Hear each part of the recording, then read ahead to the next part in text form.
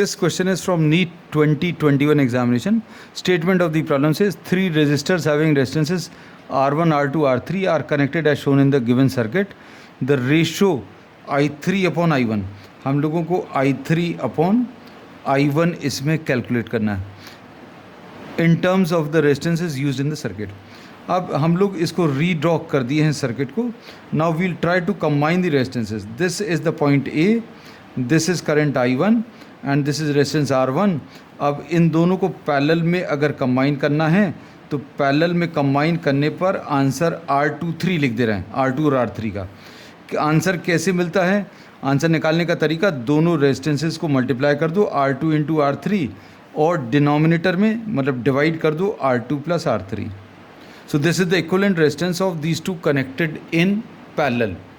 अब series combination में current की वैल्यू सेम होती है, तो I1 करंट इधर आ रहा है तो इसमें भी करंट I1 आएगा. पोटेंशियल डिफरेंस निकाल लेते हैं इसका पोटेंशियल डिफरेंस अभी हम लोग V23 लिख दे रहे हैं. तो V23 will be equal to IR.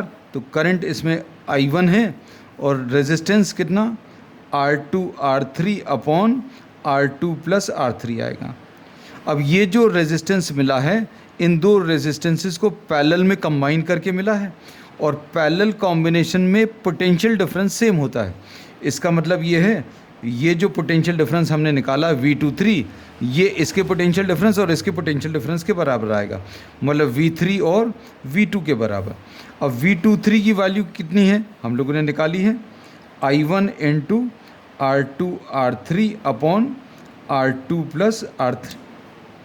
और V3 की वैल्यू, इसका पोटेंशियल डिफरेंस कैसे मिलेगा, I3 इंटू R3 और V2 की वैल्यू कैसे मिलेगी, I2 into R2.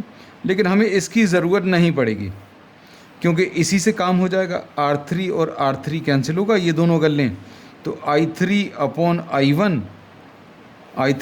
I1 will be equal to R2 upon R2 plus R3 आ जाएगा. And this is given in the first option.